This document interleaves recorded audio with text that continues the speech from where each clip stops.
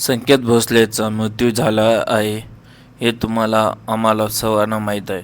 तर भिवंडी शहराचे DSP श्रीकांत काय म्हटले ते आपण बघूया आणि तुम्ही व्हिडिओ शेवटपर्यंत बघा. श्रीकांत DSP भिवंडीचे DSP आहे, ते काय म्हटले ते तुम्ही बघू शकतात. संकेत भोसले आणि देवा धोत्रे म्हणून 2 कॉलेजचे विद्यार्थी आहेत. कॉलेजमध्ये धक्का लागला या क्षुल्लक कारणावरून त्यांच्यात बाचाबाची झाली. त्यानंतर जी भांडणं झाली त्यात देवा धोत्रेवर चाकूने हल्ला झाला. त्याचा बदला घ्यायचा म्हणून देवा धोत्रेचे वडील कैलास धोत्रे आणि इतर काही गुंडांनी मिळून संकेत भोसलेला किडनॅप केलं आणि त्याला मारहाण केली आणि त्या मारहाणीत तो गंभीर जखमी झाल्यावर त्याला हॉस्पिटलमध्ये आम्ही ॲडमिट केलं. 307 क्रॉस गुन्हा दाखल केलेला आहे.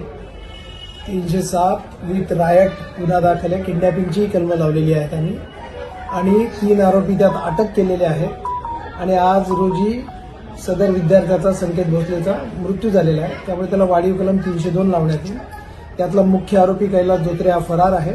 त्याचा शोध चालू आहे. विविध ठिकाणी आमची 5 ते 10 पथकं विविध ठिकाणी पूर्ण मुंबई, ठाणे आसपास सगळीकडे शोध घेत आहेत. वैज्ञानिक पद्धतीने सुद्धा आम्ही त्याचा शोध घ्यायचा प्रयत्न करतोय. काही 1-2 ठिकाणी काही हुल्लडबाजांनी, समाजकंटकांनी 2 दगडं मारलेले आहेत. 1-2 दगडं, त्यात 1-2 गाड्यांच्या काचा वगैरे फुटलेल्या आहेत. पण मी सगळ्यांना हे सांगू इच्छितो की जे कोणी हुल्लडबाजी करेल, जे कोणी शांतता भंग करायचा प्रयत्न करेल, त्यांच्या सगळ्यांवर कायदेशीर कारवाई केली जाईल. त्यामुळे अशा घटकांनी अशा गोष्टी करण्यापासून परावृत्त व्हावे. पोलीस योग्य ती कारवाई करण्यास सक्षम आहेत. त्यामुळे अशा कुठल्याही गोष्टी पुढेही करू नये आणि ते टॉलरेट केलं जाणार नाही. दुसरी गोष्ट, कुठं परिसरात काही तणावपूर्ण काही नाही आहे. सगळीकडे शांतता आहे आणि मी नागरिकांना सुद्धा आवाहन करतो की बिलकुल अफवांवर विश्वास ठेवू नका. सगळीकडे शांतता